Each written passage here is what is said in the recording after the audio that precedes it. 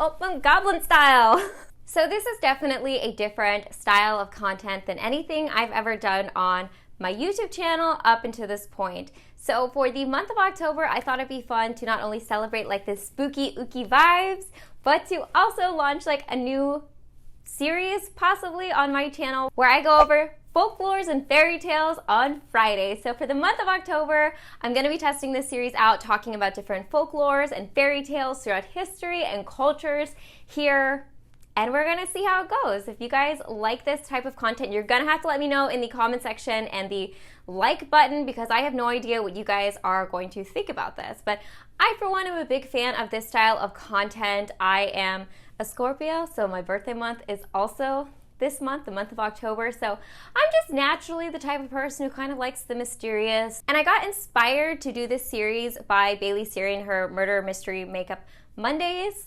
If you ever watch this, which I'm sure you don't, hi Bailey, big fan.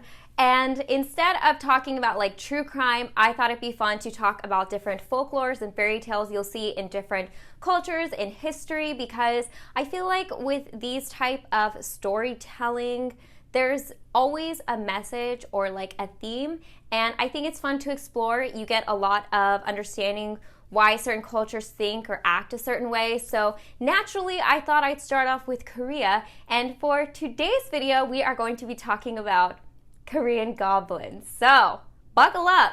I think it's gonna be a good one. Now, before we get started, I'm gonna do all the prefacey things. I am going to be hosting a giveaway of the Yesstyle, the Jet Set Glow Yesstyle Advent Calendar. I believe we're giving away 2 over on my Instagram. I did a little video of the look I'm going to be removing in this video. If you guys want to enter, I'll put all of the details down in the description box below. Number 2, I did do a lot of research for this video, and since this isn't really like a beauty video, but it kind of is, I'm not going to be necessarily talking about the products. Everything is going to be linked down in the description box below that I'm using. But other than that, the idea of what's supposed to be happening in this video is I've got a full face of makeup on. I'm going to be removing it kind of in a get unready with me style video. But I'm going to be talking about Korean goblins for this one in particular. This was like my Korean goblin aesthetic. Okay, so goblins are mythical creatures that a lot of times you'll see in Korean architecture, dramas, culture. You'll just see them kind of floating throughout Korean culture in general. And Korean goblins, or Dokkaebi, which don't get too critical of my pronunciation through this video. Korean's not my first language, and so I know I'm probably pronouncing a lot of these things wrong. You guys, I have like 8 pages of script / research I've done for this video. This has been like weeks in planning. And then I'm gonna get that one comment that's like, but you pronounced Dokkaebi wrong. And it's really gonna crush my soul. So Dokkaebis throughout Korean culture are known to interact with humans. Whether they interact with humans in a good way or a bad way, they can be kind of known as like mischievous little creatures that just kind of like pop up out of nowhere, it seems. They do have like mysterious powers. Now, Dokkaebi have been documented since the Shilla era of Korea, which started in around 57 BCE, and it lasted for about 1,000 years. So it's actually one of the longest sustained dynasties in Korea. So Dokkaebis go back like way back. Now let's go ahead and describe what a Dokkaebi can look like. So Dokkaebis can come in a lot of different forms. They can come in the forms of like grotesque, trollish looking monsters to human forms, visible, invisible, which the invisible ones we'll get to in a little bit later on in this video. But essentially, they can pop up in a lot of different forms. Now, a lot of times in media, you'll see them pictured as like maybe one-legged or one-eyed, sometimes hairy. Sometimes they've got these like crazy-looking fangs. There are a lot of different depictions of Dokkaebi and what they look like. Like I said, a lot of times they're pictured with maybe a bat or mallet, which is like their magical mallet or bat. And then a lot of times they'll be wearing a hat, which that's actually, fun fact, what gives them their invisibility powers. So if you have a Dokkaebi hat, you can be invisible. It's like Harry Potter's magic cloak, whatever that thing was called. They love buckwheat jelly and makgeolli for some reason. I guess they like to have a good time. They also like to wrestle. That's one of their favorite pastimes. They like to sing songs. But for some reason, they're very afraid of blood. Now let's go ahead and talk about some of the differences and misconceptions of Dokkaebi. Now, Dokkaebi are often confused with ghosts, but Dokkaebi are not ghosts. They're actually quite different, and the main difference comes in the form of where they come from. So ghosts, as I'm sure you're very familiar, come from like a dead person or someone who has departed the earth in like a sad or traumatic or tragic way, while Dokkaebi actually don't come from people. So I know what you guys are thinking here, that K-drama, I think it's called Guardian or something like that, they got it all wrong. I'm sorry to break it to you, but I think in this story, the whole plot of it is the main guy, who I believe is like a military or general guy, he's framed for something and then killed. He has to live a life of eternity watching all of his loved ones pass away and die. And he's looking for his goblin bride who is able to see the sword and pull it out from him. Yeah, but goblins don't come from humans. So that was my whole point in saying that. Also, guys, are we ignoring the fact that I'm pretty sure in that show he's supposed to be like over 900 years old and his goblin bride is like 19? A little weird. Oh, ow. I think I ripped out a couple eyelashes. Korean goblins actually come from inanimate objects most of the time, say like old brooms or sandals or used bowls or ladles, basically anything that would be in a Korean household that's maybe used a lot and, you know, is in every Korean household. That's where Korean goblins are supposed to come from. Either that or for some reason items that have blood on them, specifically menstrual blood, which I guess maybe that's why they're afraid of blood. I'm not really sure, but that's where Korean goblins are supposed to come from. So either the inanimate objects, or they're also thought to be kind of like a natural deity. So they could come from maybe the sea or the mountains or from like foggy days. Maybe that's why you'll see them pop up a lot when it's like foggy or misty. They're basically associated a lot with nature, again, which is why you'll see them pop up in maybe more rural areas or heavily wooded areas. And this kind of lies with the idea that throughout history, Korea has been influenced by the idea of shamanism. It's about to get messy. So shamanism in Korea has heavily influenced a lot of the mythology, and it's actually something that is still kind of seen throughout culture in Korea to this day. So you can actually go see like shaman rituals take place, or you can go visit temples. So it's still kind of like a heavy influence in Korea. Now I can make a whole video, honestly, on shamanism and how like shamans are supposed to be mediums between the underworld and the human world and exorcism and all that kind of good stuff. But I don't want to get into the weeds here. But basically, the takeaway here is shamanism believes in animism. So animism is the idea that all objects or all things have some type of spiritual being to them, which again is why you'll see Dokkaebis be associated with the nature, the spiritual being of maybe like a forest or a mountain or the items themselves. So the first historical documentation of a Dokkaebi is in Lady Doa and the Bachelor Byung. Let me go and rinse my face really quickly and then we'll get into the story of Lady Doa and Bachelor Byung. The story goes that King Jinji, who was a king of the Shilla Kingdom, was super into this young lady called Lady Doa. But the problem is that when he was like, hey, I like you, let's make some things happen, Lady Doa was like, I only will be with my husband. Like, good on her. But, you know, King Jinji was like really caught up on her. So anyways, King Jinji, he later dies. And it just so happens that Lady Doa's husband also dies. So as ghost form, he comes to Lady Doa and he's like, hey. Now, of course, since she agreed that the only reason that she didn't want to be with him was because she was married and that her husband was died, she was kind of put in a rock and a hard place. So she basically spent 7 days with this ghost King Jinji, and after the 7 days, she fell pregnant. I wonder what happened there. Then she gave birth to young Bihyung. So King Jipyeong, which was the current king after King Jinji, noticed young Bihyung and brought him into the palace. At nighttime, the servants noticed that Bihyung had kind of like a weird tendency to go to the outskirts of town and kind of like hang out by a river at night. So the king ordered them to follow Bihyung and see what he was up to. And it turns out Bihyung is over there hanging out with a bunch of, you know, his ghost friends. Having found out about ghosts being near that river, the king instructs Bihyung to build a bridge, and basically he becomes the guardian of that bridge and becomes the person to stop the ghost from coming over. So he becomes the new guardian of basically the kingdom and the village. Now, I know what you're thinking.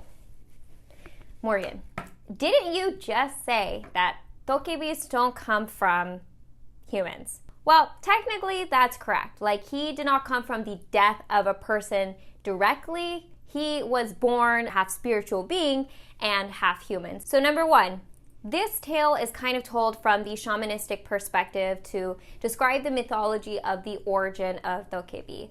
Also, it kind of shows that he is acting as like a guardian or gatekeeper by being the protector of the bridge, again, being the intermediary between the ghost world and the human world. Number two, you see, history goes way back in Korea, and it constantly evolves, and you'll kind of see throughout this video the evolution of the idea of Dokkaebi, what they mean, and what their interactions with humans, what that also means. But it's kind of hard to keep a straight timeline because, of course, throughout time, history has been lost from Korea, and there are like little gaps. From my understanding, interpretations have not only changed and evolved over time, but also, you know, things from Korea have been passed down from family to family or generation to generation. Through storytelling, things obviously change. It's kind of like the telephone game. With this story, I think this also plays a lot with the historical context of what actually was going on at the time. So like I mentioned, there was actually a king named King Jinji who was king of the Shilla kingdom back when the three kingdoms were a thing in Korea. Now, if you're not familiar with the three kingdoms, basically at one point in time, Korea was split into three major governing or ruling kingdoms. This was from the period of 57 BC to about 669 AD. Goguryeo, Baekje, and Shilla were the three kingdoms that I'll be talking about very briefly. Now, during his rule, King Jinji over here had some mixed reviews on his way or methodology of ruling the Shilla kingdom.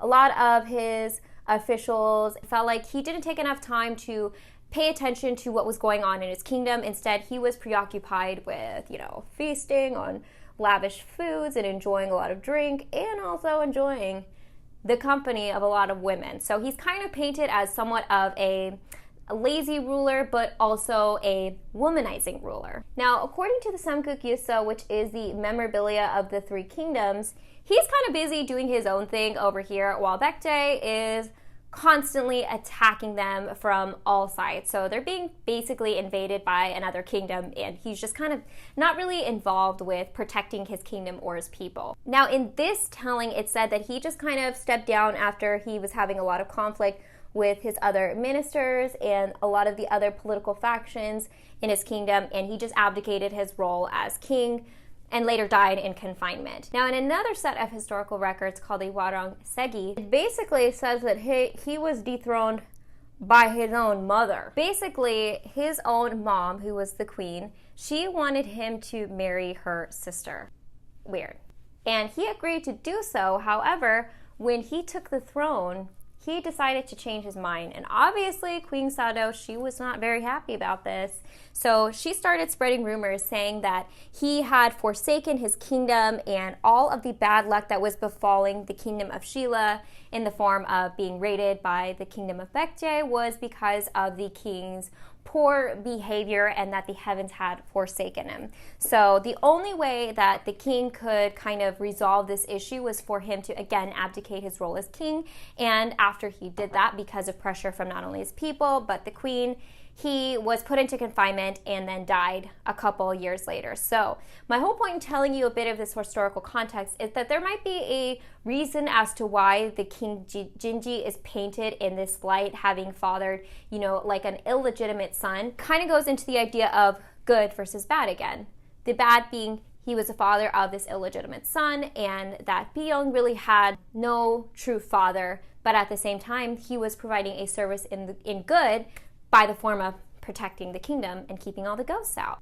Good to know that, because this might just be in the rumor mill, and Queen Sado might have just been really upset and had him painted in history in not so great of a light. Now, from this time in history to about the Middle Ages, Dokkaebi are kind of painted as almost deities or mythical beings, something that you might pray to in ceremonies or personal prayer to basically bring good fortune. So you got a good crop yield one year, you must have pleased the Dokkaebi.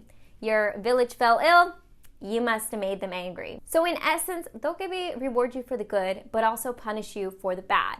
And in a way, Dokkaebi are also viewing you at all times, because you remember how earlier in this video I said that they can be visible or invisible. Invisible if they're wearing their hat, Well, that basically implies that Dokkaebi can be anywhere and you just don't know it. So they can be viewing any of your actions at any given time.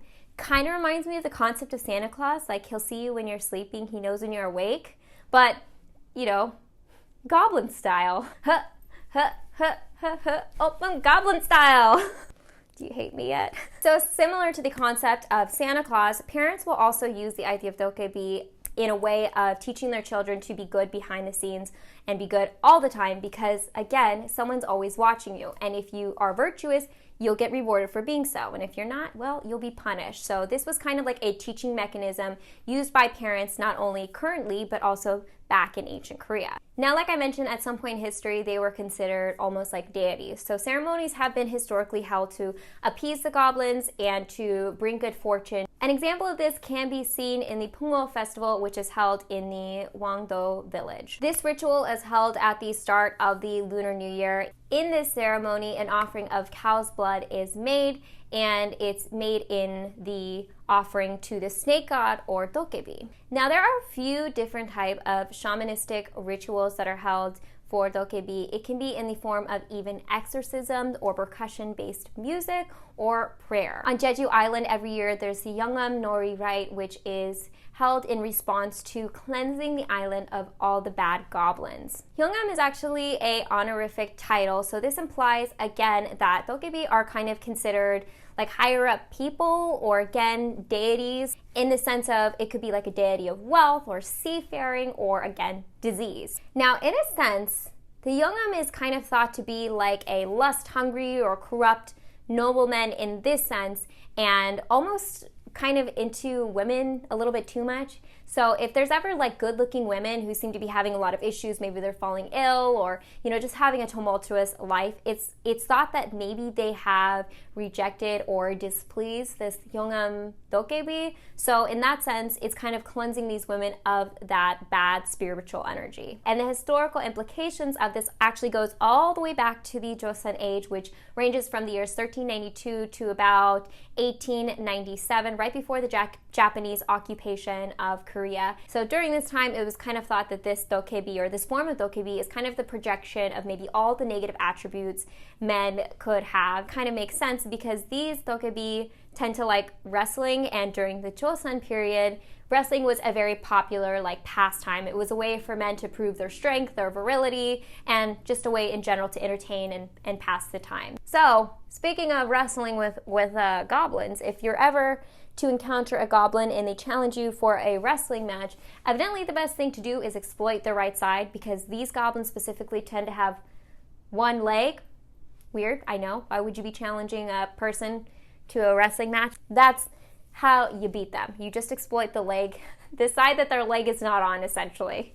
Now, I did touch on that Santa Claus analogy, and I want to come back to that really quickly because I think it's a really good like metaphor to explain the role of Dokkaebi in kind of the family, ways to teach lessons. Because like I mentioned in the beginning of this video, one thing that I find really fascinating about folktales and fairy tales in general is that the underlying meaning is supposed to teach you a lesson. There's supposed to be a theme kind of throughout. So with Dokkaebi, just like Santa Claus, and like I mentioned previously, they can see you at all times because Dokkaebi have the ability to be invisible. So it's a way for parents to teach their kids to be good at all times. On top of that, you'll also see another theme, which we'll get into later on in the video, which is basically like a respect your elders type of thing. So through the storytelling of Dokkaebi in the family setting, they're kind of teaching lessons to younger children on how to behave in the family. So now along that vein, let's go ahead and go into some of the folk tales that have a running theme of basically virtuous versus evil. So let's go ahead and go into the first story, which is called The Awful Little Goblin. So the story goes is that there was a nobleman in Seoul who was having this party. So he had a lot of guests, a lot of people over at his home, and he also had a lot of food and drinks. One of the lady guests noticed that in the women's quarter there was this kind of mangy, weird, mysterious little boy. He was about like 15 years old, and he wasn't saying anything, he was just standing there. So she started scolding him and telling him to leave. Well, unfazed by any of her reprimands, she goes and gets some of the servants who also try to get him to move Of course, he can't be moved. He's not saying anything. So everyone's kind of like getting angry at this kid who's ruining their like wonderful, extravagant party. So the servants go get some stronger servants. Still not able to move him. They go get some really strong men who tie a rope around this boy, and he's still unmoved. Now, furious that they can't seem to, get this kid to move at all or get him to speak as to why he's there, they go get some bats and mallets, and they start hitting the boy with it. Again, unfazed by any of the abuse that this kid's basically being put through. The people of the party start being scared, and they're confused, and they start to realize, wow, this must be some type of deity or god. So again, you're seeing this goblin taking the form of a human. He's visible, and he's kind of thought of as like a deity in some way, shape, or form. And once the people start falling to their knees, they start praying to him, the goblin smiles with a sarcastic smile, and he turns and poof, he's gone. Right after he leaves, all the guests start falling ill, especially the people that reprimanded him. Anyone involved with trying to remove this kid in like a bad manner, they fell sick or they died a couple days later. Now, in the footnotes of a retelling of this folktale, it said that the message behind this is to basically, as Confucius says, be reverent and distant. So instead of abusing this child, to leave them be. So it's interesting, again, how you see that punishment/reward factor. The people that were involved with, trying to remove this kid in a mean manner, they're punished. So that was actually one of the more ominous folktales that I could find involving Dokkaebi, but there are also a lot of folktales involving the mischievous kind of prank-playing kind of Dokkaebi. So these type of Dokkaebi are kind of gullible, they're really grumpy. These are the trollish, kind of short, hairy, fangy type of Dokkaebi you'll see a lot of times depicted in Korean storybooks, and you'll kind of hear being passed down from like family to family. So let's go ahead and look at some of the folk tales about these easy to fool and gullible prankster type of Dokkaebis. So the first story is called Old Man Lump.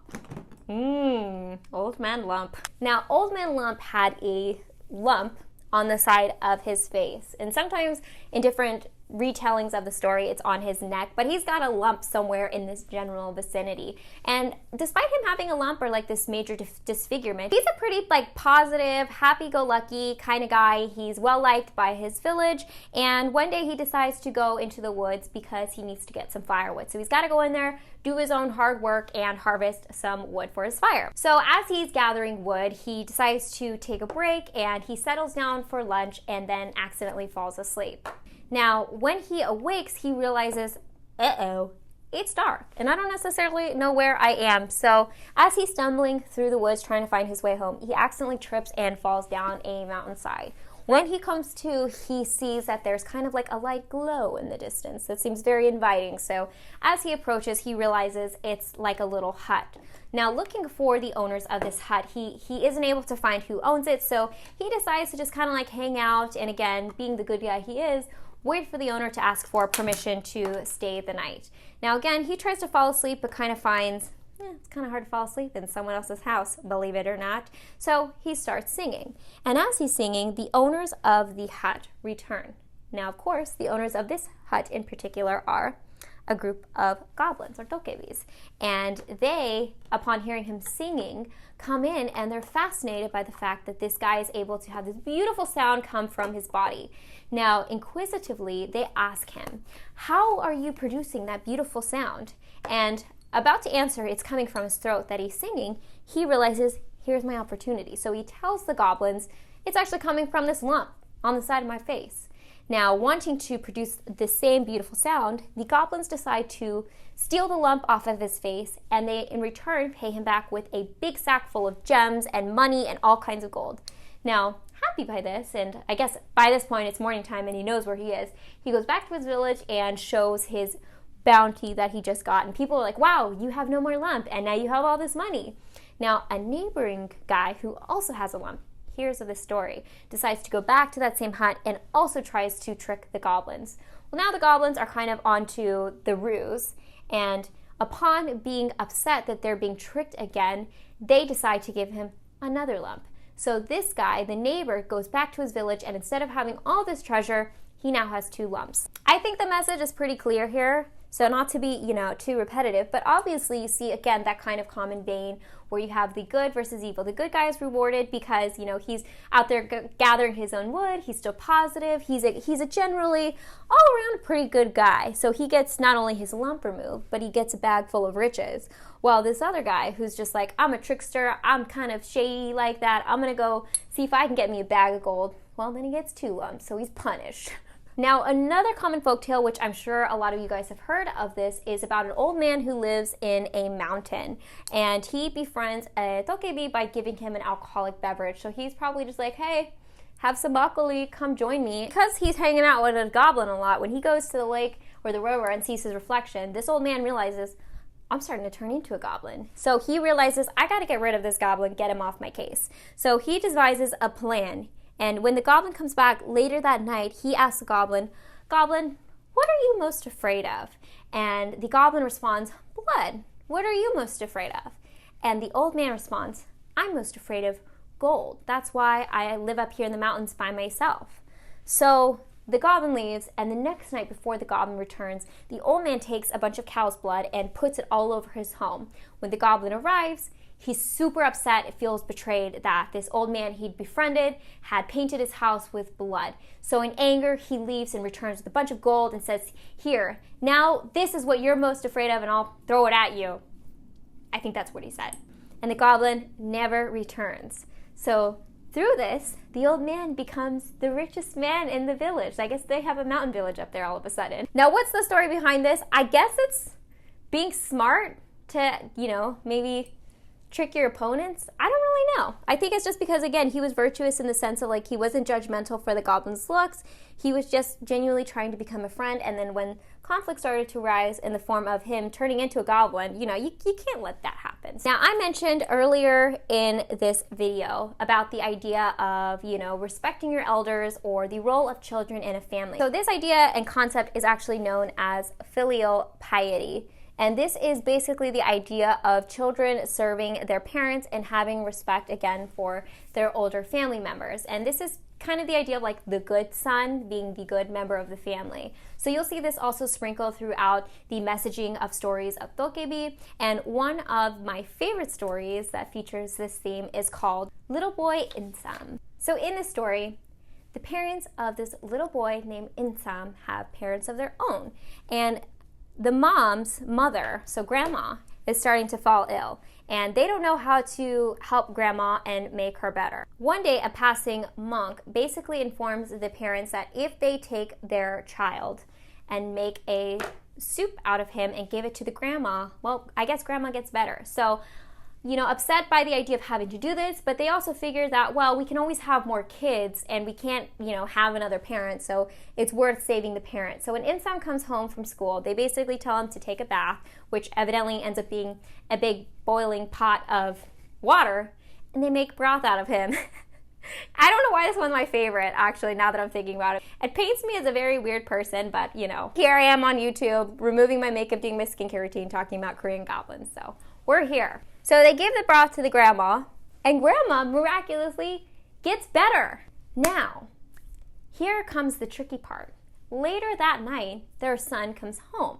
Confused at the presence of their son, they go and check the cauldron or the boiling pot of water to see what the heck was in there. What did we just cook? How do we not know that we didn't just cook our child? And in there is a ginseng root. This ginseng root, which is called dongjasam, is basically a root that evidently looks like a child. So yeah, they ended up boiling a ginseng root, which healed the grandma. So all in all, I guess it's like so the theme of the filial piety can be seen not only through the parents serving their elderly grandma, but also through the child serving as like a healing aid towards the grandma. And it's kind of interesting because it not only shows that theme, but also the theme of like regeneration through giving like young flesh to older flesh, and how that kind of helps, in different forms of medicine that's thought to be like a healing mechanism. Oh, and by the way, the root itself is supposed to be the goblin, which again, I guess shows the animism of the themes of Dokkaebi and how they can be like common objects like ginseng root. So again, the tricky trickster tricked the parents into thinking they're feeding their son to the grandma, but in the end, they were feeding roots to grandma. A little weird. Now the last story I have for you guys is pretty much the most common tale when it comes to Dokkaebi, and that is the Goblins Magic Club. Now again, this theme goes into the idea of filial piety and rewarding good versus evil. So the story goes is that there's a good, kind-hearted woodsman out in the woods chopping wood, and he starts harvesting ginkgo nuts to bring back to his family. So he gets one for his grandparents, one for his parents, one for his siblings, and then finally one for himself. So he serves himself last. Now, as he's going back to his home with his ginkgo nuts and I guess his wood, it starts to rain. And so he finds shelter in, again, this random hut he finds out in the woods. And as he's in this hut, a group of Dokkaebi return back to their home. Now, afraid of what might happen, he hides himself up in the rafters of the hut, and he watches as these goblins basically have like their own little goblin party. So they're there with their magic hat and their magic bat, and they're thumping it on the floor, and magically pops up all of this food and water. Now this woodsman is basically like up there starving. He's like hungry watching all these goblins eat, and he's like, I could probably use a snack. What's the most loudest thing I have on my persons right now? So he cracks open one of the ginkgo nuts he brought back earlier. And upon hearing the crack, he startles the goblins, who all run out thinking that there's something weird going on in their hut. They happen to leave their bat. So what does this woodsman do? He picks up their bats and goes home and is able to provide all of this plethora of food for his family. His evil neighbor hears of this magical bat and is told about this story of this troop of goblins. So he returns to the hut and basically tries to scare the goblins in the same manner. So he's got his own ginkgo nut, he's hiding in the rafters, and he decides to crack it. However, this time the goblins know what's up. So they are able to find this evil neighbor, they pull him down, and they punish him. So in a lot of different storytellings, there's actually like different versions of punishment for this evil neighbor. Sometimes it's just like they beat him up and let him go. Sometimes it's they kill him. Sometimes it's they torture him, you know, with his torturing his naughty bits.